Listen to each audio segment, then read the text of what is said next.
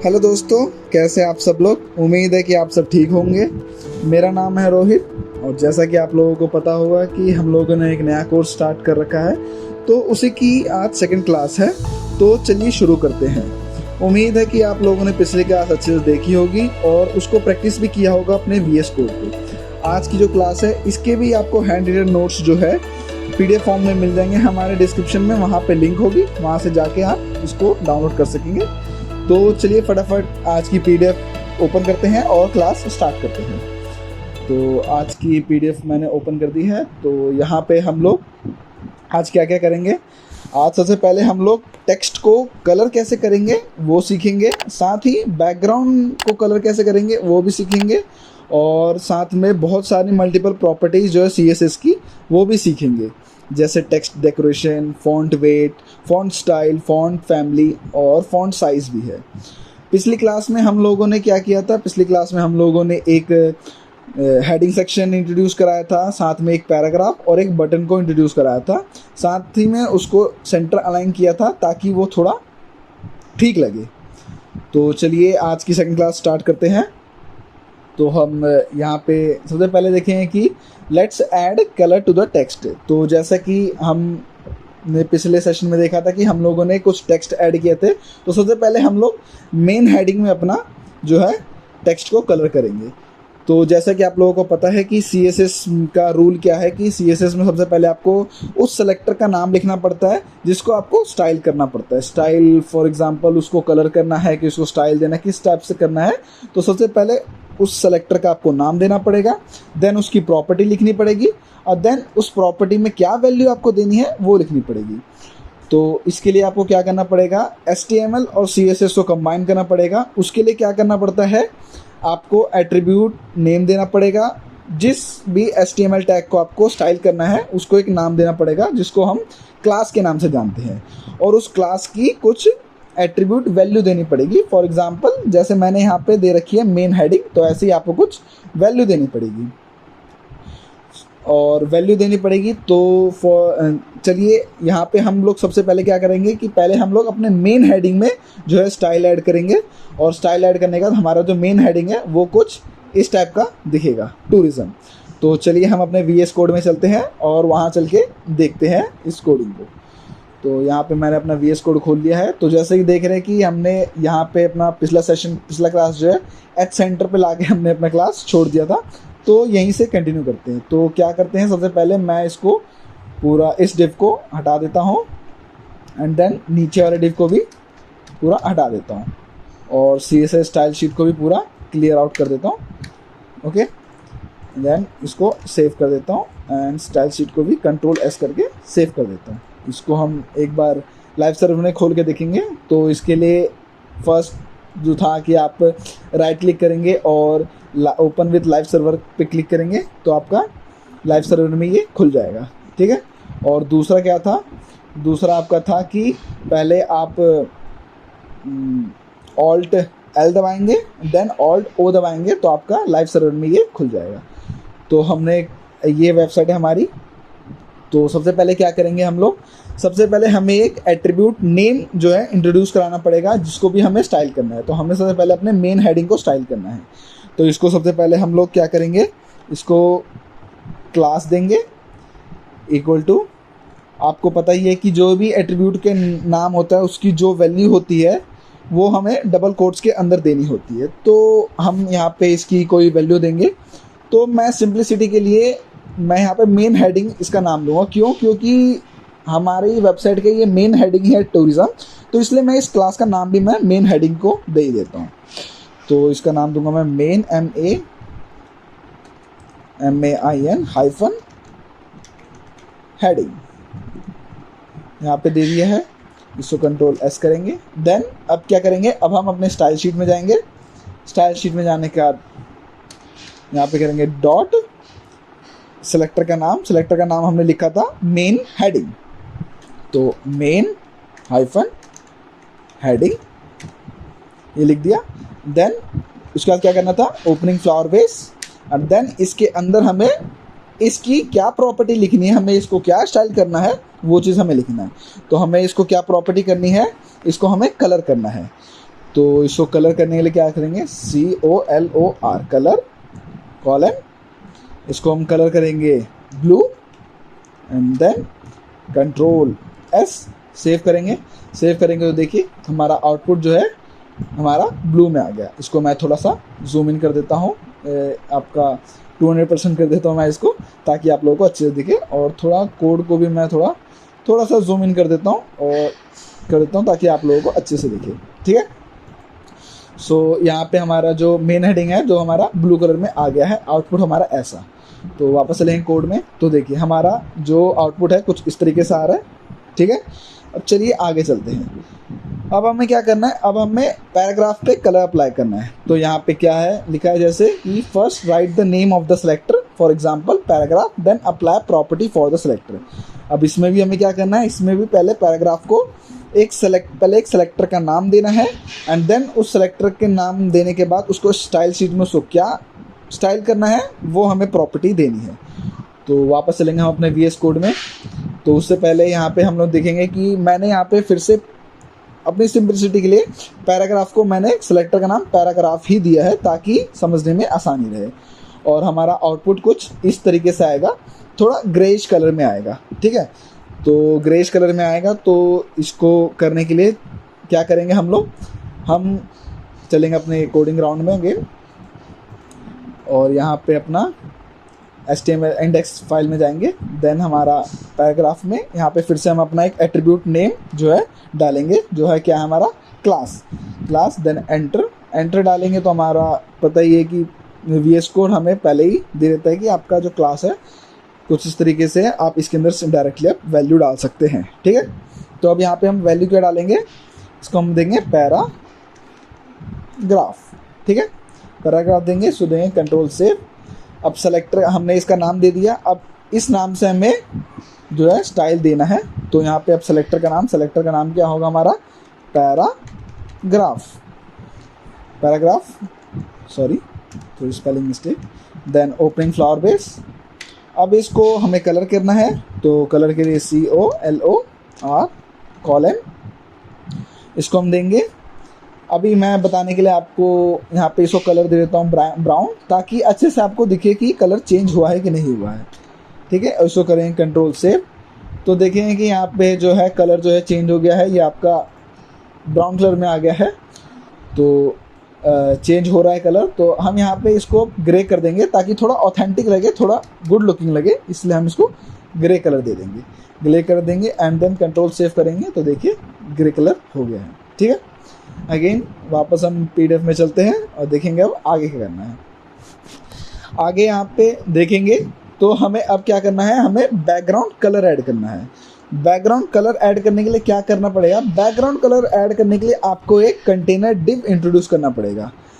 Container div क्या होता है, कंटेनर डिव जैसा कि आपको मैंने पिछली क्लास में बताया था कि अगर आपको यहाँ से इंदौर जाना है और आप अपना घर की शिफ्टिंग कर रहे हैं अपने सामान की, तो आपने सारे सामान को अपने कार्टन्स में भर दिया है। मान लीजिए आपने 8 कार्टन भर के सामान रखे हैं। ठीक है, अब आप ऐसा तो नहीं करेंगे कि एक एक करके आप एक एक बॉक्स को इंदौर छोड़ के आएंगे, फिर वापस आएंगे, फिर दूसरे बॉक्स को लेके जाएंगे इंदौर।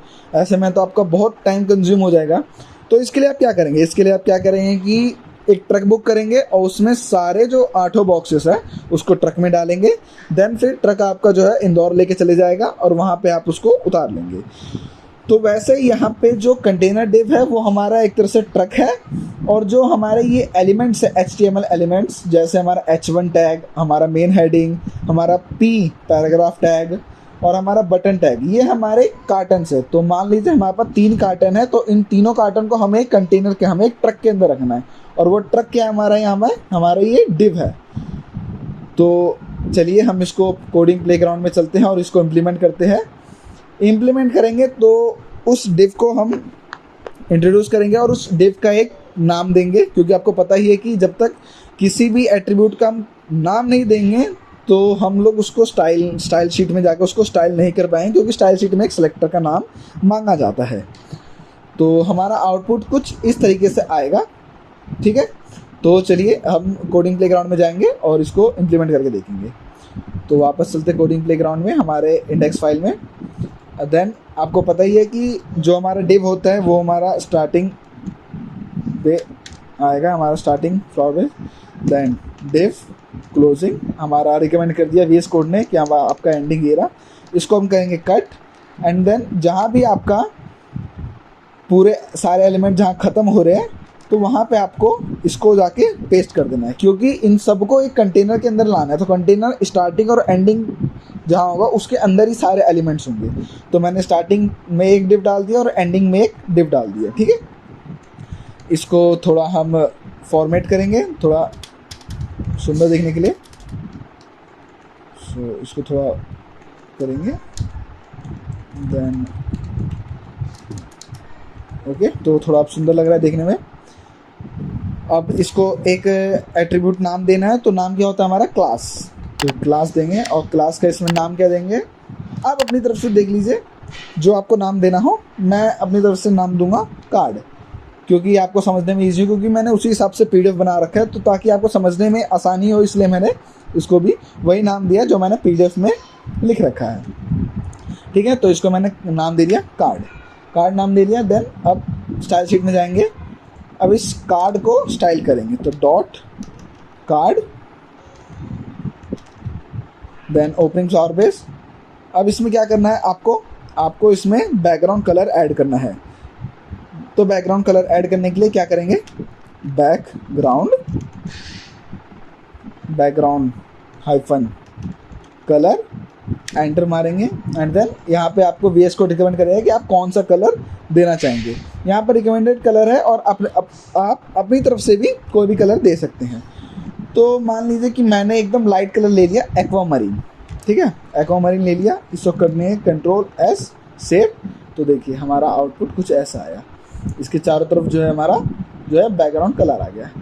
अब आप लोगों के दिमाग में एक डाउट आ रहा होगा कि जो हमारा बैकग्राउंड है ये तो हमारा पूरा है ऊपर से लेके नीचे तक, लेकिन जो बैकग्राउंड कलर है वो सिर्फ इतने में क्यों आ रखा है, ठीक है, इतने में क्यों आ रखा है। मुझे पता है कि कुछ लोगों के दिमाग में ये डाउट आ रहा होगा, और जिन लोगों को ये पता होगा वेल एंड गुड, आप लोगों को पता है तो बढ़िया बात है, लेकिन जिनको नहीं पता उनको मैं थोड़ा ओवरव्यू दे देता हूँ। फर्दर इसको बाद में मैं अच्छे से एक्सप्लेन करूँगा, ठीक है। तो इसके लिए मैं वापस अपने VS कोड में जाऊँगा। तो ये जो है हमारा कार्ड जो है ये हमारा कंटेनर का काम कर रहा है। इस कंटेनर के अंदर जो एलिमेंट होंगे ना, जो एलिमेंट होंगे उसके पीछे आपका बैकग्राउंड कलर ही अप्लाई होगा, ठीक है। तो हमारे इस कंटेनर के अंदर कितने एलिमेंट है, 3 एलिमेंट है हमारा, H1 tag, paragraph and then button tag, 3 element है। तो तीनों के बैकग्राउंड में आपका बैक कलर आ गया। अगर मैं इसमें देखूं, अगर एक और चीज़ में ऐड करूं, एक और पैराग्राफ में ऐड करता हूं और यहाँ पे लिख लेता हूं लॉरेम 34 और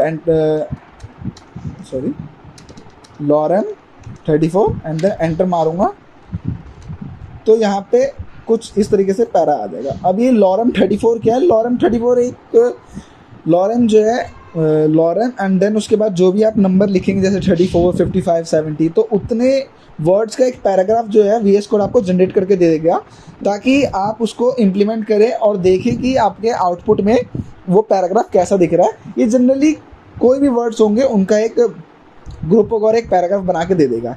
तो यहाँ पे मैंने लॉरेम 34 लिखा है, तो यहाँ पे 34 वर्ड्स जो है बन के एक पैराग्राफ बन के आया है, ठीक है। अब इसको मैं यहाँ पे Ctrl S जैसे ही करूँगा तो देखिए मेरा बैकग्राउंड कलर जो है वो बढ़ गया है। क्यों बढ़ गया?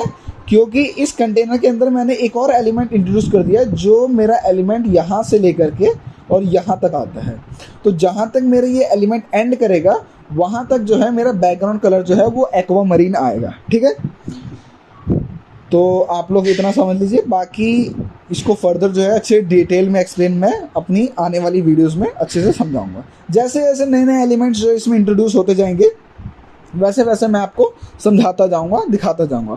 इससे क्या पड़ेगा कि आप जो है उसको लगे हाथ इम्प्लीमेंट भी करेंगे, उसको समझेंगे भी, और आप उसका आउटपुट देखेंगे तो आपको ईजिली वो समझ आएगा, ठीक है। तो इसको वापस मैं इसको रिमूव कर देता हूँ और इसको सेव कर देता हूँ, और अगेन वापस मैं अपने PDF में हम लोग वापस चलते हैं और देखते हैं आगे क्या करना है।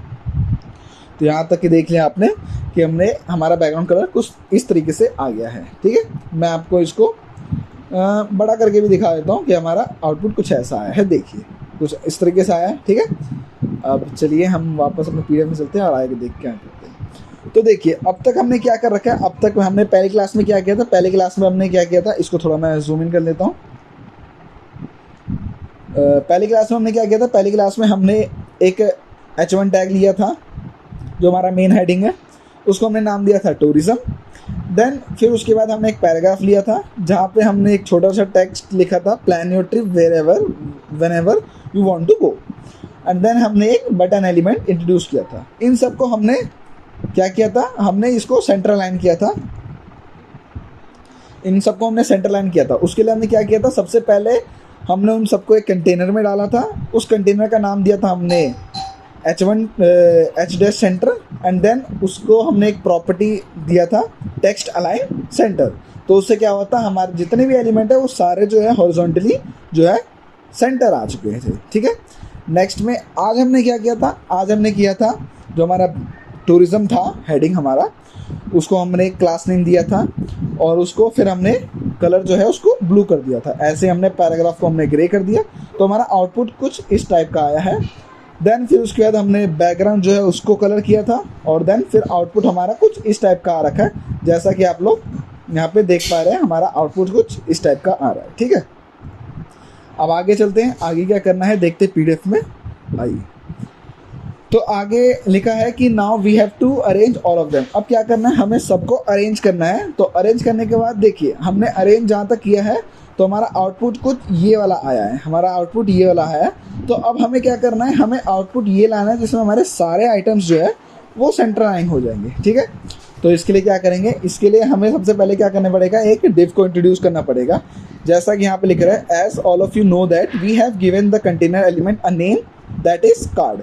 हमने उस कंटेनर डिव का नाम दे रखा था कार्ड और उसमें हमने बैकग्राउंड कलर दे रखा था लाइट ब्लू। ठीक है, अब क्या है कि अब सारे एलिमेंट्स को एक साथ सेंटर लाइन करना है। तो क्या करना था, हमने पहली क्लास में सीखा था कि उन सबको एक कंटेनर में डाल दो।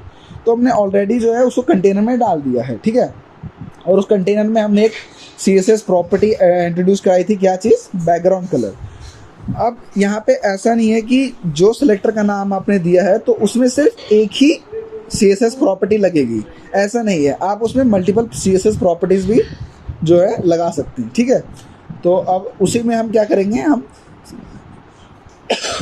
सॉरी उसी में हम एक प्रॉपर्टी इंट्रोड्यूस कराएंगे टेक्स्ट अलाइन सेंटर, जो हमारे सारे टेक्स्ट को जो है अलाइन सेंटर कर देगी हॉरिजॉन्टली। ठीक है, तो चलिए हम कोडिंग ग्राउंड में चलेंगे और इसको इम्प्लीमेंट करेंगे। ठीक है, तो हम आगे हमारे स्टाइल शीट में हमारा जो एलिमेंट का नाम था, हमने कार्ड का नाम, एट्रीब्यूट का नाम दे रखा था कार्ड। अब इसमें हम क्या करेंगे, टेक्स्ट अलाइन करेंगे सेंटर। तो लिखेंगे टेक्स्ट अलाइन, आ गया, और आपका सेंटर, टेक्स्ट अलाइन सेंटर कर दिया। इसको करेंगे कंट्रोल S।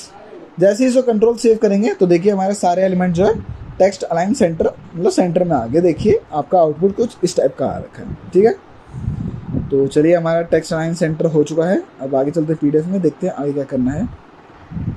अब हमारा आइटम जो है टेक्स्ट सेंटर हो चुका है, हमारा आउटपुट कुछ इस टाइप का आ चुका है। ठीक है, अब आगे चलते हैं पीडीएफ में। आगे यहाँ पे है स्टाइल के बारे में पढ़ेंगे कि टेक्स्ट में किस किस टाइप के स्टाइल्स होते हैं। आपके सामने ये कुछ टेक्स्ट है जो अलग अलग टाइप के हैं। आप इसमें डिफरेंस देख सकेंगे कि ये थोड़ा सा नॉर्मल है, इसमें थोड़ा कलर लग रहा है, थोड़ा मोटा लग रहा है।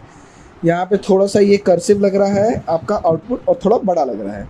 वहीं पे आपका ये जो है इसमें अंडरलाइन आ रखा है, ये लाइन थ्रू आपको कट कर रखा है, और ये आपका अपर लाइन आ रखा है आपके टेक्स्ट का। टेक्स्ट सब में सेम है, आपका टेक्स्ट क्या नाम है, टूरिज्म, लेकिन देख सकते हैं कि सबका जो स्टाइल है वो आपका अलग अलग है। तो ये हम कैसे अप्रोच करेंगे इसको, ये होता है हमारे टेक्स्ट स्टाइल्स के लिए। ठीक है, तो टेक्स्ट स्टाइल में बहुत टाइप का आता है। तो सबसे पहले हम टेक्स्ट स्टाइल में जाएंगे आपका फॉन्ट फैमिली में। फॉन्ट फैमिली, तो फॉन्ट फैमिली क्या होता है हमारा, फॉन्ट फैमिली होता है कि हम अपने फॉन्ट को कैसा स्टाइल देना चाहेंगे, वो होता है हमारा फॉन्ट फैमिली। फॉर एग्जांपल अगर आप MS ऑफिस में देखा जाए तो यहाँ पे अगर मैं MS ऑफिस ओपन करूँ, अगर मैं यहाँ पे अपना MS ऑफिस ओपन करूँ, तो जैसा कि आप लोग जनरली यूज़ करते हैं MS ऑफिस को, तो MS ऑफिस यूज़ करेंगे तो यहाँ पे मैं मान लीजिए कि यहाँ पे कुछ यहाँ पे टेक्स्ट लिखूँगा, यहाँ पे टेक्स्ट लिखूँगा फॉर एग्ज़ाम्पल रोहित सिंह, यहाँ पे लिखूँगा रोहित सिंह। अब यहाँ पे इसका जो स्टाइल मैं थोड़ा हल्का चेंज करूँगा, तो इसके लिए आप लोग क्या करते हैं, आप इसको सेलेक्ट ऑल करते हैं। सेलेक्ट ऑल करने के बाद इसको क्या करेंगे, आप लोग फ़ॉन्ट जो इसका चेंज कर देते हैं यहाँ पे। जैसे यहाँ पे ये एरियल ब्लैक क्या है कि आपका बोल्ड हो जाएगा, आपका अल्जेरियन आपका थोड़ा स्टाइल चेंज हो जाएगा, आपके डिफरेंट टाइप के हैं, ठीक है। तो इसके लिए क्या करेंगे, तो यही आपका जो है फ़ॉन्ट फैमिली होता है जो डिफरेंट टाइप का चेंज होता रहता है, ठीक है। तो इसी को हम VS कोड में हमारा जो है इसको हम कहते हैं फ़ॉन्ट फैमिली। तो वापस हम अपने VS कोड में चलेंगे, VS कोड में चलेंगे तो यहाँ पे हमारा फ़ॉन्ट फैमिली होता है। फ़ॉन्ट फैमिली में सबसे पहले क्या होता है हमारा, यहाँ पे हमारा CSS में हम सबसे पहले उस प्रॉपर्टी का नाम लिखेंगे, जैसे फ़ॉन्ट फैमिली, ठीक है। फ़ॉन्ट फैमिली उस प्रॉपर्टी का नाम लिख दिया, और उस प्रॉपर्टी की क्या वैल्यू देनी है वो हम लिखेंगे। जैसे फॉर एग्जांपल अगर हम यहाँ पे रोबोटो लिखेंगे तो हमारा आउटपुट कुछ इस तरीके से आएगा। कैविएट लिखेंगे तो आउटपुट कुछ इस टाइप का आएगा। मोनोटोन लिखेंगे तो आउटपुट कुछ इस टाइप का आएगा। देन लॉब्स्टर लिखेंगे तो थोड़ा कर्सिव टाइप का आएगा। ऐसी कई टाइप के फ़ॉन्ट फैमिली होते हैं, मैं आपको बताऊँगा आगे, लेकिन अभी जनरली आपको 4 में मैंने बताया है। अब आगे आपका फ़ॉन्ट साइज़। फ़ॉन्ट साइज़ क्या होता है कि फ़ॉन्ट का आपको कितना साइज़ रखना है ये आप डिस्क्राइब कर पाएंगे आप अपने फ़ॉन्ट साइज़ वाले प्रॉपर्टी से, कि आपके डेस्कटॉप में कितना उस फ़ॉन्ट का साइज़ होना चाहिए, ये आप फ़ॉन्ट साइज़ से आप उसको कंट्रोल कर पाएंगे। तो प्रॉपर्टी यहाँ पे लिखेंगे फ़ॉन्ट साइज़, और देन प्रॉपर्टी की वैल्यू लिखेंगे यहाँ पे 14 पिक्सल्स। तो 14 पिक्सल लिखेंगे तो आपका आउटपुट जो इतने साइज़ का आएगा। देन 22 पिक्सल्स आपका इतने साइज़ का आएगा। ऐसे ही आप जितना उसका साइज़ बढ़ाते जाएंगे उतना आपका जो है टेक्स्ट का साइज़ बढ़ता जाएगा, ठीक है। अब पिक्सल्स क्या है, पिक्सल्स आपका एक यूनिट है, ठीक है, जो जैसे फॉर एग्जांपल आप अगर कपड़ा नापते हैं या शीट नापते हैं तो आप उसको जनरली मीटर्स में या सेंटीमीटर में नापेंगे। कोई बड़ी चीज़ अगर नापनी हो, जैसे रोड नापनी हो ये सब, तो उसको आप किलोमीटर में नापते हैं, ठीक है। तो वैसे ही हमारा जो आपका कोडिंग में होता है आपका पिक्सल्स में होता है, जो हमारे डेस्कटॉप्स में जनरली इंट्रोड्यूस होता है। पिक्सल्स क्या होता है, फॉर एग्जांपल जैसे मैं इस पिक्चर्स में पिक्चर को जूम इन करूँगा तो यहाँ पे छोटे बहुत सारे डॉट्स हैं। तो ये एक डॉट जो है ये आपको एक पिक्सल जो है इंट्रोड्यूस कराता है। एक पिक्सल जो है एक पिक्सल्स को ये डिस्क्राइब करता है। तो यहाँ पे जैसे लिखा है pixels are relative to viewing device, for example a device with size 1930 by 1080। For example अगर मान लें कि ये मेरा डिवाइस है, जो जिस डिवाइस में मैं चला रहा हूँ, इस डिवाइस का विड्थ है 1930 इसका विड्थ है, ठीक है। तो एक पिक्सल क्या होगा, एक पिक्सल इसका एक यूनिट होगा आउट ऑफ 930 में। 930 में से एक यूनिट जो होगा वो उसका एक पिक्सल होगा, ठीक है। तो ये हम यूज़ करते हैं हमारे फ़ॉन्ट में। अब जनरली जो है एक अगर गुड कोडर होता है तो वो जनरली पिक्सल्स फ़ॉन्ट को जो है पिक्सल्स में नहीं करता। क्यों? क्योंकि मेरे को पता नहीं है, अगर एक गुड कोडर होंगे तो आपको ये नहीं पता होगा कि आपका जो यूज़र है वो आपके जो कोड है, जो आपकी वेबसाइट है, वो कौन सी डिवाइस में खोलेगा। फॉर एग्जांपल अगर डेस्कटॉप में खोलेगा तो आपका इतना बड़ा दिखेगा, ठीक है। वहीं अगर फ़ोन में खोलेगा तो बहुत छोटा दिखेगा, ठीक है। अगर मैं एग्जांपल दूँ आपका कुछ, तो यहाँ पे अगर आते हैं हम यहाँ पे लिखते हैं, अगर एग्जांपल लेते हैं बूटस्ट्रैप का। बूटस्ट्रैप एक वेबसाइट है जिसको बाद में हम पढ़ेंगे, ठीक है। तो बूटस्ट्रैप ये रहा। तो बूटस्ट्रैप को अभी मैंने डेस्कटॉप में खोला है, तो देखिए आइकन्स इसके कितने बड़े बड़े हैं, ठीक है। और वहीं अगर मैं इसको फ़ोन व्यू में अगर खोलूँ, फॉर एग्जांपल आईफोन 12 प्रो में खोलूँ, तो देखिए इसके जो टेक्स्ट है कितने छोटे हो गए हैं, ठीक है। तो ये अपने हिसाब से अपने आप को कंट्रोल कर पा रहे हैं। लेकिन अगर हम इसको वही अगर इस टेक्स्ट को अगर इसके टेक्स्ट को अगर हम पिक्सल्स में डिफ़ाइन कर दें, तो पिक्सल्स में अगर डिफ़ाइन इसको करेंगे तो पिक्सल्स में अगर डिफाइन करेंगे तो इसका जो फॉन्ट का साइज़ होगा वो फिक्स हो जाएगा, चाहे आप कोई भी डिवाइस में खोलिए आपका साइज़ उतना ही रहेगा। तो यूज़र इंटरफेस के लिए काफ़ी बेकार होगा। तो इसके लिए हम जो है गुड प्रैक्टिस के लिए हम लोग पिक्सल्स जो है फॉन्ट साइज़ में पिक्सल्स जो है यूज़ नहीं करते, इसकी जगह हम लोग और जो है रिलेटिव लेंथ जो है यूज़ करते हैं। तो रिलेटिव लेंथ आपकी कुछ इस टाइप की होती हैं। इनको हम रिलेटिव लेंथ क्यों कहते हैं? क्योंकि ये किसी के रिलेट में होती है, मतलब किसी के रिस्पेक्टिव में अपने लेंथ, अपने जो साइज़ को है वो कम ज़्यादा करती है किसी के रिस्पेक्टिव में। तो इसमें सबसे पहले आपका आता है EM। EM क्या होता है? EM जो होता है unit that relative to his parent element for font size, element font size. For example, मतलब इसका कहने का मतलब है कि EM जो अगर आप किसी भी फॉन्ट साइज को देंगे, मतलब मान लीजिए 16 EM देते हैं, तो वो अपने जो भी पेरेंट एलिमेंट होगा उसके मुकाबले वो अपने आप को चेंज करेगा। अब आपको उतना समझ नहीं आया होगा तो चलिए एक एग्जांपल से हम लोग समझते हैं, ठीक है? एग्जांपल में समझते हैं। तो पेरेंट एलिमेंट कहने का मतलब क्या है कि अभी देखिए, अभी ये जो कंटेनर है इसके अंदर सारे एलिमेंट है, इसके अंदर सारे एलिमेंट है। तो कहने का मतलब है कि ये जो कार्ड एलिमेंट है, कार्ड डिव है, ये आपका एक पेरेंट एलिमेंट है और इसके अंदर जितने एलिमेंट है ये इसके बच्चे हैं, ठीक है? क्योंकि ये इसके अंदर लाई कर रहे हैं, ठीक है? तो अब इस कार्ड एलिमेंट को जो भी मैं साइज दूंगा तो इस पैराग्राफ, ये जो पैराग्राफ है ये अपने हिसाब से उसको चेंज करते रहेंगे, ठीक है? तो इसको जब इम्प्लीमेंट करके देखेंगे तो देखिए, फॉर एग्जांपल मैंने इसको फॉन्ट साइज़ दे दिया है आपका, ये दे देता हूँ मैं इसको फॉन्ट साइज़ इसको दे देते हैं हम लोग, मान लीजिए 20 पिक्सल्स इसको मैंने फॉन्ट साइज़ दे दिया, ठीक है?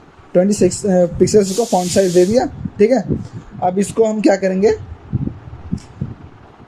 इसके पेरेंट एलिमेंट को हमने फॉन्ट साइज़ दे दिया आपका 20 पिक्सल्स, यहाँ पे अभी कोई चेंज उतना आया नहीं है, ठीक है? अब क्या करेंगे, हम अपने पैराग्राफ में जो आपका क्लास नेम है इसको हम अब फॉन्ट साइज़ देंगे। इस जो पैराग्राफ है इसका फॉन्ट साइज़ हम लोग चेंज करेंगे। तो हम लोग क्या करेंगे, यहाँ पे हम फॉन्ट साइज़ देंगे इसको, मान लीजिए 4EM दे दिया एंड देन कंट्रोल S देंगे। कंट्रोल सेव जैसे ही किया तो देखिए ये टेक्स्ट जो है कितना बड़ा हो गया। दिया मैंने इसको 4 ही EM है, लेकिन देखिए टेक्स्ट इसका कितना बड़ा हो गया। इसको अगर बड़ा करके देखेंगे तो देखिए टेक्स्ट इसका कितना बड़ा हो गया, ठीक है? अब इसको एक बार राइट क्लिक करके इंस्पेक्ट करके देखेंगे। इंस्पेक्ट क्या होता है कि यहाँ पे आप किसी भी वेबसाइट को इंस्पेक्ट कर पाएंगे और उसके यहाँ पे जो है कोड्स देख पाएंगे कि उसने क्या क्या कोड उसने यूज़ कर रखा है और कहाँ कहाँ जो स्टाइल उसने यहाँ पे ऐड कर रखा है, ठीक है? तो हम यहाँ पे जाएंगे अपने कार्ड के अंदर, इसको थोड़ा सा जूम करके आपको दिखाता हूँ कि ये रहा कार्ड। देन कार्ड के अंदर हमारा ये पैराग्राफ है, तो ये पैराग्राफ के अंदर मैं आ गया, ठीक है? पैराग्राफ के अंदर आ गया मैं। पैराग्राफ के अंदर देखिए मैंने अभी यहाँ पे क्या क्या कोड अप्लाई किया है, स्टाइल शीट में कलर ऐड किया है और फॉन्ट साइज ऐड किया है, ठीक है? ये यहाँ मैंने VS कोड में कर रखा है, लेकिन यहाँ पे जैसे ही मैं इंस्पेक्ट किया तो देखिए यहाँ पे दिखा रहा है कलर जो है आपका ग्रे है और फॉन्ट साइज है आपका 4EM है, ठीक है? 4EM है, लेकिन फिर भी आपका साइज़ जो है बहुत बड़ा है। लेकिन ये साइज़ जो है आपका 4EM पैराग्राफ का जो साइज़ है, इसने ये अपने पेरेंट एलिमेंट के रिस्पेक्टिव में अपना जो साइज़ है वो चेंज किया है, ठीक है? कैसे चेंज किया, अब इसको अगर हम देखें कि एक्चुअल इसकी साइज़ क्या है, तो यहाँ पे आप देख सकते हैं कि यहाँ पे आपकी इसकी फॉन्ट साइज़ कितनी है, 80 पिक्सल्स है। 80 पिक्सल्स है इस पैराग्राफ की साइज़, ठीक है? हमने यहाँ पे दे रखा है 3EM, लेकिन यहाँ पे एक्चुअल साइज़ अभी इसी क्या रखी है, 80 पिक्सल्स। तो 80 पिक्सल्स कैसे हो रखी है, क्योंकि ये जो हमारा 4EM है ये हमारे जो पेरेंट एलिमेंट है उसका 4 गुना हो गया। EM क्या है, हमारा पेरेंट एलिमेंट में जितना ही साइज़ होगा फॉन्ट साइज़ उसका 4 गुना। अगर यहाँ पे मैं 5 लिखूँगा और उसको सेव करूँगा तो ये इसका 5 गुना हो जाएगा। तो यहाँ पे हमारा पेरेंट एलिमेंट कितना है, 20, तो इसका 5 गुना कितना हो जाएगा, 100, मतलब 100 पिक्सल्स हो जाएगा अपने पेरेंट एलिमेंट का। तो यहाँ पे अगर हम कंप्यूटेड में आके वापस देखेंगे इसका पिक्सल्स कितना है, तो देखिए यहाँ पे आ गया हमारा 100 पिक्सल्स आ गया, ठीक है? तो ये अपने पेरेंट साइज़ के हिसाब से अपना चेंज करता रहता है, ठीक है। ये आपका EM हो गया, ओके। सो अगेन हम वापस चलते हैं अपने VS कोड में और इसको हटाते हैं, ठीक है। इसको हटाते हैं एंड देन इसको हम कमेंट आउट करते हैं। कमेंट आउट करने का मतलब क्या है? कमेंट आउट करने का मतलब है, इसको हम सेव करेंगे। कमेंट आउट करने का मतलब ये है कि जो मेरा VS कोड है वो अब इस लाइन को पढ़ेगा नहीं, वो इस लाइन को पढ़ेगा नहीं। इसको हमने एक तरह से मान लो डिलीट कर दिया हो, तो कमेंट आउट करने का ये मतलब होता है, ठीक है। वापस हम चलेंगे अपने कोड में, PDF में, और देखेंगे अब आगे क्या करना है, ठीक है। तो अगला क्या है? लेंथ, हमारा रिलेटिव लेंथ। अगली क्या है? रैम। रैम क्या होती है? Unit that relative to the root font size that is nothing but the HTML tag, and by default the font size of the HTML tag is 16 pixel. इसे कहने का मतलब क्या है? जब भी आप अपना रैम यूज़ करेंगे अपने फॉन्ट साइज में, फॉन्ट साइज आप लिखेंगे, मान लीजिए हमने लिख दिया 4 कर लेते हैं, 4 रैम कर दिया। इसको सेव करेंगे तो देखिए वापस बड़ा हो गया, लेकिन अभी हमने यहाँ पे इसके पेरेंट एलिमेंट को कोई वो नहीं दे रखा, फॉन्ट नहीं दे रखा, देखिए। लेकिन फिर भी इसका साइज जो बढ़ गया, क्यों? क्योंकि ये अपने HTML टैग जो होता है उसके रिस्पेक्टिव में ये अपना साइज जो है इसने चेंज किया। और HTML टैग क्या होता है? जो हमने स्टार्टिंग में अपना एक्सक्लेमेशन मार्क डाल के हम जो बॉयलर प्लेट जनरेट करते हैं, हमारा ये HTML टैग सॉरी, तो ये HTML टैग होता है। और बाय डिफ़ॉल्ट इस HTML टैग का जो साइज़ होता है, बाय डिफ़ॉल्ट जो हमारा प्री डिफाइंड होता है हमारे कोड के अंदर, वो हमारा होता है 16 पिक्सल्स, ठीक है। 16 पिक्सल्स इसका प्री डिफाइंड जो आपका वैल्यू होता है, ठीक है। 16 पिक्सल्स का प्री डिफाइंड वैल्यू होता है। तो 16 पिक्सल्स के देखते मुकाबले इसने अपने साइज़ को चेंज कर लिया है। तो चलिए एक बार इसको इंस्पेक्ट करके देखते हैं कि इसने अपना साइज़ कितना बदला है, ठीक है। तो यहाँ पे हम VS कोड में आएंगे और VS कोड में इसको वापस आके हम लोग इसको इंस्पेक्ट करेंगे। इंस्पेक्ट करने का इसको हम लोग कार्ड में जाएंगे, कार्ड में जाने का इसको हम पैराग्राफ को सेलेक्ट करेंगे। यहाँ पे पैराग्राफ का CSS आ गया, फॉन्ट साइज 4 रैम। कंप्यूटेड में आएंगे तो देखेंगे इसकी वैल्यू जो है हमारी 64 पिक्सल्स है। क्यों? क्योंकि बाय डिफ़ॉल्ट जो HTML की जो प्री डिफाइंड फॉन्ट साइज होती है वो 16 पिक्सल्स होती है, और 16 पिक्सल्स इंटू 4 होता है हमारा 64 पिक्सल्स। तो इसने अपना साइज़ जो है 64 पिक्सल्स जो है कर लिया है, ठीक है। तो इसलिए ये इतना बड़ा दिख रहा है, ठीक है। तो वापस चलेंगे हम अपने VS कोड में और इसको हटा देंगे क्योंकि ये बहुत ही बड़ा दिख रहा है, ठीक है। और इसको हम करें कंट्रोल सेव, देन वापस आएंगे तो अब ठीक लग रहा है ये बाय डिफ़ॉल्ट जो भी इसका साइज़ है, ठीक है। तो वापस चलेंगे हम अपने कोड में और फिर हम अपना PDF खोलेंगे। अगला आता है हमारा व्यू पोर्ट, VW क्या होता है? हमारा व्यू पोर्ट विड्थ होता है, unit that relative to the viewport width, ठीक है। व्यू पोर्ट विड्थ का मतलब क्या है? व्यू पोर्ट का मतलब क्या है? जो भी आप डिवाइस में चला रहे हैं ना, उसको हम व्यू पोर्ट कहते हैं। तो उसके रिलेटिव में वो अपना साइज़ चेंज करता रहेगा। तो ये तो बहुत ही बढ़िया चीज़ है। क्यों? क्योंकि जिस डिवाइस में आप खोलेंगे तो उसके हिसाब से वो अपना साइज़ जो है चेंज करता रहेगा। तो मतलब ये रहेगा कि अगर आप उसको आपने कुछ साइज़ दे रखा है, जैसे मान लीजिए आपने उसको 16 पिक्सल्स दे रखा है, ठीक है, 16 VW दे रखा है, ठीक है। और 16 VW फॉर एग्जांपल 16 VW दे रखा है और आपका डेस्कटॉप में बड़ा दिख रहा है, लेकिन जैसे ही आपने उसको मोबाइल व्यू में खोला तो वो मोबाइल व्यू में विड्थ उसकी छोटी होगी, तो उसने अपने हिसाब से अपने आप को एडजस्ट कर लिया, ठीक है। अब इसको एक बार हम कोडिंग ग्राउंड में जाके प्रैक्टिस करके देखें कि ये होता कैसे, ठीक है। तो फॉर एग्जांपल इसके लिए अब क्या करेंगे, जैसे हमारा कंटेनर एलिमेंट है, ये रहा आपका कार्ड है, ठीक है। ये आपका पेरेंट एलिमेंट है, ठीक है। पेरेंट एलिमेंट है तो पेरेंट एलिमेंट है तो इसमें हम देंगे पेरेंट एलिमेंट है। तो मान लीजिए कि अभी आपका आउटपुट जो है वो इतना बड़ा आ रहा है, इतना बड़ा आ रहा है, मतलब कहने का मतलब क्या है, जो आपका बैकग्राउंड कलर है वो आपका व्यू पोर्ट का पूरा लेंथ ले रहा है, ठीक है। लेकिन मेरे को चाहिए कि मेरा जो भी डिवाइस खुले ना, जिस डिवाइस में भी मैं अपना ये टूरिज़्म वाला खोलूँ, तो मेरा जो आउटपुट होगा, मेरा जो बैकग्राउंड होगा वो आधे में आए, आधे में मेरा बैकग्राउंड कलर आए और जो टूरिज़्म है वो थोड़ा उसके सेंटर में आए, ठीक है। कहने का मतलब क्या है कि जो आपका ये टूरिज़्म है, ये आपका उठ के यहाँ पे आ जाए, यहाँ पे आ जाए, और जो आपका जो बैकग्राउंड कलर है वो आपका हाफ में हो जाए, ठीक है। तो इसके लिए क्या करेंगे, इसके लिए हम लोग अभी हमने दिखा व्यू पोर्ट विड्थ को, ठीक है। तो इसके लिए क्या करेंगे, विड्थ से हम लोग इसको डिफाइन करते हैं, ठीक है।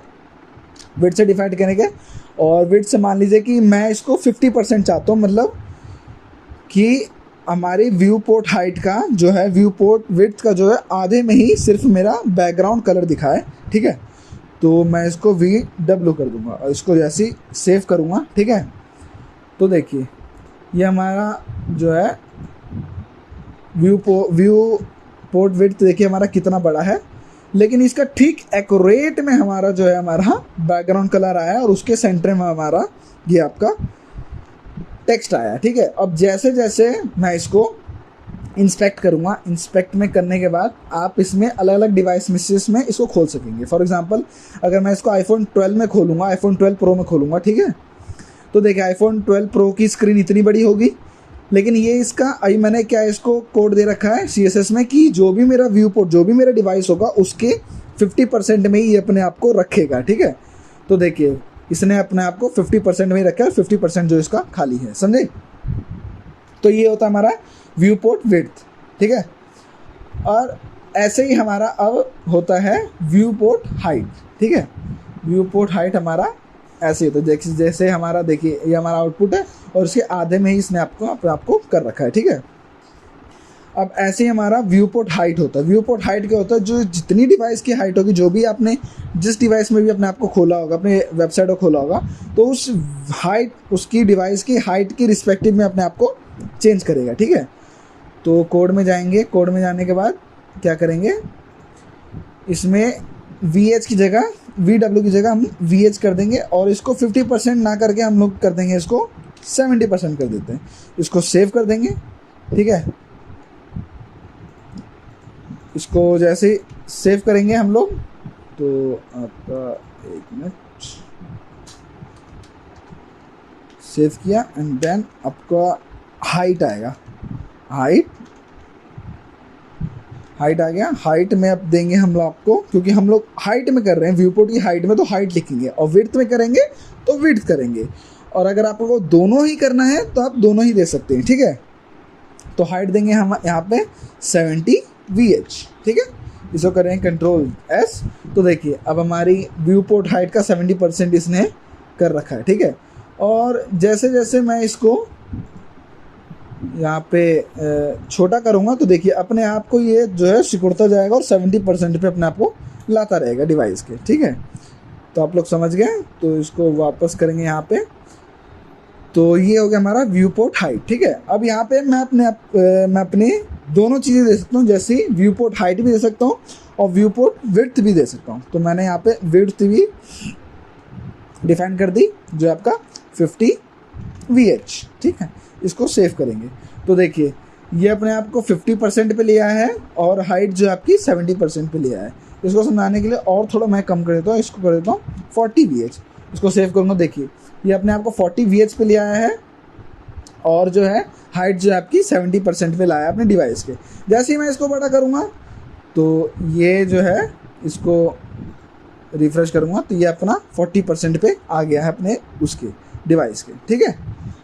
तो यहाँ पे अच्छा सॉरी ये यहाँ पे काम इसलिए नहीं कर रहा है क्योंकि मैंने यहाँ पे VH दे रखा है विड्थ में। यहाँ पे VW देंगे और इसको Ctrl+S करेंगे। तो देखिए अब यहाँ पे अपने आप को इसने 40% पे लिया है और जैसे इसको मैं बड़ा करूँगा तो देखिए अब वापस इस डिवाइस का इसने 40% को ले लिया है और जैसे इसको छोटा करूँगा तो इस डिवाइस का इसने 40% ले लिया है। तो आपका टूरिज्म का M जो है थोड़ा बाहर आ गया, ठीक है। तो ये हो गया हमारा व्यू पोर्ट हाइट और व्यू पोर्ट विड्थ, ठीक है। तो इसको हम वापस बैक करेंगे और इसको सेव कर देंगे। तो हमारा बैक जो आउटपुट है हमारा वो आ चुका है, ठीक है। वापस हम PDF में चलेंगे और PDF में चलने के बाद एक और हमारा एलिमेंट होता है परसेंटेज। परसेंटेज क्या होता है, परसेंटेज भी आपका पेरेंट एलिमेंट के रिस्पेक्टिव में होता है। जैसे अभी हमारा पेरेंट एलिमेंट जो है कार्ड है, तो मान लीजिए मैंने यहाँ पे दे दिया 30, जैसे मैंने आपका दे दिया 20% of parent element for example. जैसे मान लीजिए अभी पेरेंट एलिमेंट यहाँ पे हमारा क्या है, कार्ड है, क्योंकि कार्ड के अंदर ही सारे एलिमेंट है। तो पेरेंट एलिमेंट को मैंने फॉन्ट साइज़ दे दिया, मान लीजिए 50 पिक्सल्स, ठीक है, 50 पिक्सल्स दिया और इसको सेव किया। तो देखिए यहाँ पे आउटपुट जो है वो काफ़ी बड़ा आ जाएगा। देखिए यहाँ पे काफ़ी बड़ा आ गया 50%, तो काफ़ी बड़ा आ गया। इसको थोड़ा सा छोटा कर लेते हैं, काफ़ी बड़ा आ गया यहाँ पे, तो इसको कर लेते हैं 20% कर लेते हैं। इसको सेव कर देंगे तो यहाँ पे देखेंगे ये आपका 20% है, ठीक है। अब मैं यहाँ करूँगा कि पैराग्राफ जो है, मेरे को पैराग्राफ इतना बड़ा नहीं चाहिए, यहाँ पे तो मेरे को इतना बड़ा चाहिए, ठीक है। लेकिन जैसे जैसे डिवाइस छोटा होता जाए उस हिसाब से चेंज होता रहे, ठीक है। या जैसे जो मैंने अभी पेरेंट एलिमेंट है उसके मुकाबले, मतलब मेरे को इतना बड़ा, ये भी आपका 20 पिक्सल्स है, ये भी आपका 20 पिक्सल्स है, लेकिन मेरे को ये 20 पिक्सल्स ना चाह के मेरे को इसको इसके मुकाबले इससे छोटा चाहिए। तो क्या करेंगे हम लोग, यहाँ पे फॉन्ट साइज़ दे देंगे और फॉन्ट साइज़ हम दे देंगे आपका 10% दे देंगे। 10% तो बहुत छोटा हो जाएगा, 10% यहाँ पे देता हूँ मैं 50%। 50% कहने का मतलब क्या है कि आपका जो पेरेंट एलिमेंट है 20 पिक्सल्स, उसका 50% जो है हमारा पैराग्राफ हो जाएगा। 50% कितना हो जाएगा आपका 10 पिक्सल्स हो जाएगा। इसको ऐसे ही सेव करेंगे तो देखिए आपका जो है पेरेंट में जो है 2 एलिमेंट है वो आपके तो 20 पिक्सल्स है, लेकिन हमने पैराग्राफ में क्या कर रखा था, फॉन्ट साइज जो दे रखा था वो आपका 50% दे रखा 50% दे रखा था आपके पेरेंट एलिमेंट का, तो वो आपका 50% क्या हो जाएगा आपका 10 पिक्सल्स हो जाएगा। तो उसने अपने आप को देखिए चेंज कर लिया, ठीक है।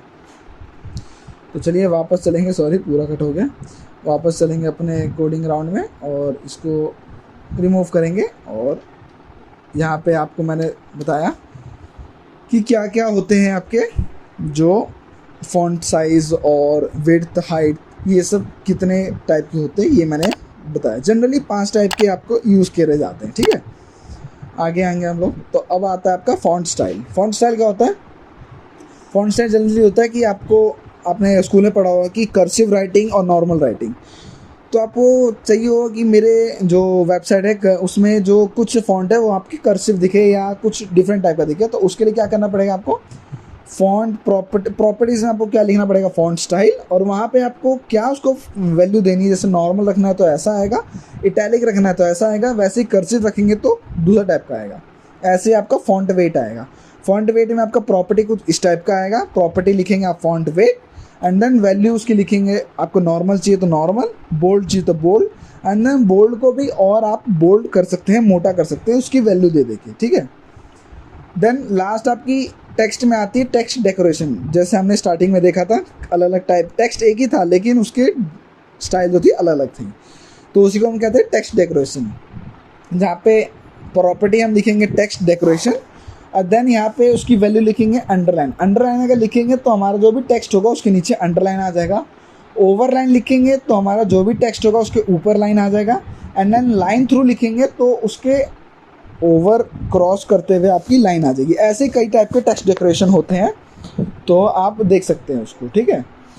तो आगे चलेंगे। अब क्या करेंगे, अब ये सारी प्रॉपर्टी जो है हम अपनी मेन हेडिंग में लगाएंगे, और मेन हेडिंग में लगाने के बाद हमारा आउटपुट कुछ इस टाइप का आएगा, ठीक है।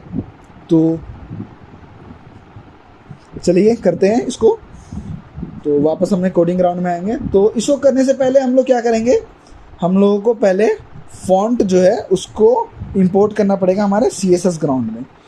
तो इसके लिए क्या करना पड़ेगा, हमें गूगल फॉन्ट्स लेना पड़ेगा। गूगल फॉन्ट्स हम लिखेंगे, गूगल फॉन्ट्स में करेंगे, गूगल फॉन्ट्स में जाएंगे तो यहाँ पे आपको बहुत टाइप के आपको फॉन्ट्स दिखेंगे, ठीक है। बहुत टाइप के आपको फॉन्ट्स देखेंगे। आपको जिस टाइप का भी फॉन्ट आपको चाहिए आपको अपनी वेबसाइट के लिए, आप उसको चूज़ कर सकते हैं। फॉर एग्जांपल एक ऑथेंटिक वेबसाइट जो है सिंपल होती है, तो उसके लिए मैं क्या करूँगा, मैं रोबोटो लूँगा। तो रोबोटो पे क्लिक करेंगे। रोबोटो पे क्लिक करने के बाद आपकी रोबोटो कुछ इस टाइप की आएगी, ठीक है। और ये आपका यहाँ पे थोड़े वो टेक्स्ट जो है कितना उसका वेट रहेगा, जैसे बोल्डर कितना बोल्ड होना चाहिए, वो जिस टाइप का भी आपको टेक्स्ट चाहिए उसके आगे यहाँ पे आपको प्लस का साइन दिखेगा, इस पर आप क्लिक करेंगे। इस पर आप क्लिक करेंगे तो यहाँ पे आएगा link and then import. Import आपका CSS फाइल में जाता है और लिंक आपका HTML जो इंडेक्स फाइल है उसमें होता है। तो अभी हम CSS में जनरली बात कर रहे हैं, तो हम इसको इंपोर्ट करेंगे CSS में से करेंगे। CSS में करेंगे तो देखिए यहाँ पे इसने एक इंपोर्ट फाइल दे दी है हमें, तो इसको हम करेंगे कॉपी, Ctrl+C, या जनरली आप यहाँ पे कॉपी का बटन है, यहाँ पे भी आप क्लिक करके इसको कॉपी कर सकते हैं। और फिर उसके बाद वापस हम अपने VS कोड में जाएंगे और इसको हम सबसे ऊपर अपने VS कोड के पेस्ट करेंगे, ठीक है। यहाँ पे हम पेस्ट कर देंगे, ठीक है। यहाँ पे हमने पेस्ट कर दिया, ठीक है। और अब क्या करेंगे, अब हम जो है मेन हेडिंग को अपने स्टाइल करेंगे, टेक्स्ट को, ठीक है। टेक्स्ट को स्टाइल करेंगे, ठीक है।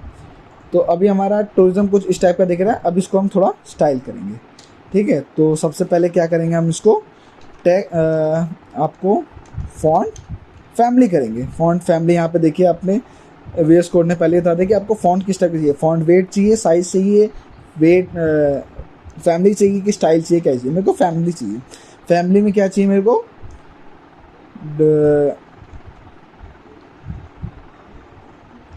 रोबोटो ना करके मैं दूसरा कर देता हूँ। फॉर एग्जांपल मैं कर देता हूँ कर्सिव कर दिया मैंने, ठीक है। कर्सिव करने के बाद अगला आएगा मेरा फॉन्ट साइज मैं कितना रख सकता हूँ। फॉन्ट साइज फॉर एग्जांपल मैंने लिख दिया 36 पिक्सल्स। अभी मैं पिक्सल्स में बात कर रहा हूँ। बाद में हम लोग जब एक स्टैटिक वेबसाइट, बढ़िया वेबसाइट बनाएंगे, तब हम अगले जो डिफरेंट टाइप्स के आपको यूनिट्स बताए हैं वो हम बात करेंगे उसमें। तो फॉन्ट साइज हमने लिख लिया 36 पिक्सल। इसको हम यहाँ पर अगर सेव करेंगे तो हमारा देखिए हमारा आउटपुट कुछ इस तरह से आ गया। थोड़ा कर्सिव दिख रहा है टूरिज्म, ठीक है। और आपका जो है फॉन्ट साइज जो है आपका 36 पिक्सल्स आ रहा है, ठीक है। तो इसको थोड़ा ऑथेंटिक करके, मतलब थोड़ा बढ़िया नहीं लग रहा, तो इसको हम टाइम्स रोमन कर देते हैं, या ऐसा करते हैं शेरिफ कर देते हैं, ठीक है। आपका शेरिफ भी एक वो फॉन्ट फैमिली होता है। इसको हम सेव करेंगे तो शेरिफ कुछ इस टाइप का दिखेगा, ठीक है। अब आगे जाके कोड में देखेंगे आगे क्या करना है, हमें फॉन्ट स्टाइल लेना है, फॉन्ट वेट लेना है और इसको अंडरलाइन करना है, ठीक है। तो यहाँ पे फॉन्ट स्टाइल लेंगे। फॉन्ट स्टाइल में हम लोग देखिए यहाँ पे आपको देख रखा है, इटैलिक चाहिए, नॉर्मल चाहिए, ओबैलिक चाहिए, क्या क्या चाहिए उसके हिसाब से आपको रिकमेंड कर रखा है इसने। तो हम यहाँ पे लेंगे इटैलिक, ठीक है। इटैलिक लेंगे। फिर उसके बाद हम लोग क्या लेंगे, फॉन्ट वेट मतलब फॉन्ट की कितनी मोटाई होनी चाहिए। देखिए यहाँ पे 100, 200, 300, 400 सब दे रखा है। हम यहाँ पे जनरली अभी नॉर्मल में बात कर रहे हैं, तो हम यहाँ पे बोल्ड लेंगे, ठीक है। बोल्ड लेने के बाद अब यहाँ पे हम क्या करेंगे, टेक्स्ट को डेकोरेट करेंगे। टेक्स्ट में क्या करेंगे, हम लोग अंडरलाइन करेंगे। तो उसके लिए हम लोग क्या करेंगे, टेक्स्ट डेकोरेशन। तो यहाँ पे टेक्स्ट डेकोरेशन यहाँ पे आ गया, इसको हम क्लिक करेंगे। देन अब देखिए यहाँ पे कई सारे आएंगे, जैसे डैश्ड होता है, तो आपको सारा मैं बताता हूँ। जैसे डैश्ड करेंगे और इसको कंट्रोल सेव करेंगे तो कोई आया नहीं अभी। यहाँ पे आपका करेंगे दूसरा, यहाँ पे आता है आपका डॉटेड आया करेंगे, उसको कंट्रोल सेव करेंगे, कॉलन लगा के कंट्रोल सेव करेंगे। तो आपका ये अभी इनपुट ले नहीं रहा, रुकिए मैं देखता हूँ इसको मैं अभी 1 मिनट के लिए। तो इसको करेंगे आप अंडरलाइन करेंगे और सेव करेंगे। तो ये आपका अंडरलाइन यहाँ पे आ चुका है, ठीक है। यहाँ पे अंडरलाइन आ चुका है। तो देखिए आउटपुट हमारा कुछ इस टाइप का बन गया, ठीक है। हमारे कोड में आएंगे और देखेंगे तो हमारा आउटपुट कुछ इस टाइप का आ गया, ठीक है। तो आज की क्लास यहीं तक थी। एक बार हम वापस रिकैप कर लेते हैं कि हमने आज क्या क्या किया है। तो इसको थोड़ा जूम आउट कर लेते हैं और हम लोग देखेंगे। सबसे पहले हम लोगों ने क्या किया, सबसे पहले हम लोगों ने यहाँ पे मेन है जो आपका मेन हेडिंग है उसमें हमने कलर ऐड किया है। क्लास पहले लिया था, क्लास का एक नाम दिया था। देन उसमें हम अपना वैल्यू डाले थे, तो हमारा आउटपुट कुछ इस टाइप का आया। फिर हमने पैराग्राफ को कलर किया, फिर हमने बैकग्राउंड को कलर किया। बैकग्राउंड को कलर करने के लिए हमने क्या किया, कंटेनर लिया, कंटेनर के अंदर हमने सारे एलिमेंट्स को डाला एंड देन उस कंटेनर को हमने स्टाइल किया बैकग्राउंड कलर, ठीक है। देन फिर उसके बाद हमारा आउटपुट कुछ इस टाइप का आया। इन तीनों को हमने अरेंज करके हमने क्या किया, एक साथ उसको टेक्स्ट अलाइन सेंटर कर दिया, तो हमारा कुछ इस टाइप का आया। हमने एक ही सेलेक्टर नेम के अंदर दो CSS प्रॉपर्टी जो इंट्रोड्यूस कर रखी है। हम अपने एक सेलेक्टर नेम के अंदर मल्टीपल CSS प्रॉपर्टीज जो है इंट्रोड्यूस कर सकते हैं। फिर उसके बाद हमने टेक्स्ट स्टाइल के बारे में पढ़ा, हमने पढ़ा फॉन्ट फैमिली के बारे में, जो हमारा किस किस टाइप की फैमिली होती है, फॉन्ट साइज़ जो हमारा किस साइज़ में हम बढ़ा सकते हैं, छोटा कर सकते हैं। फिर हमने पिक्सल्स के बारे में बात किया जो एक यूनिट है, और अलग अलग लेंथ्स के बारे में हमने बात किया। देन फिर उसके बाद हमने फॉन्ट स्टाइल के बारे में बात किया, नॉर्मल, इटैलिक, कर्सिव। देन फिर हमने फॉन्ट वेट के बारे में बात किया, जो नॉर्मल या बोल्ड या किस टाइप का हमें चाहिए। देन फिर उसके बाद हमने बात किया टेक्स्ट डेकोरेशन का, कि टेक्स्ट के अंदर हमें अंडरलाइन चाहिए, ओवरलाइन चाहिए, लाइन थ्रू चाहिए, डिफरेंट टाइप का। और फिर हमने सबको एक साथ ही एक CSS एक सेलेक्टर के अंदर डाला, और मल्टीपल CSS प्रॉपर्टी हमने एक ही सेलेक्टर के अंदर डाला, और हमने उसको आउटपुट में हमने क्या देखा कि आउटपुट में हमारा जो अब हमारी वेबसाइट है हमारी कुछ इस टाइप की बन के आई। ठीक है, क्लास सेकंड यही ख़त्म होती है। मेरे चैनल कंपेयर करो को सब्सक्राइब करिएगा ताकि ऐसी वीडियोस आपको मिलती रहे। और अगर आपको कोई क्वेश्चंस इस क्लास से रिगार्डिंग है तो आप मुझसे कमेंट में पूछ सकते हैं। थैंक यू सो मच, मिलते हैं नेक्स्ट वीडियो में।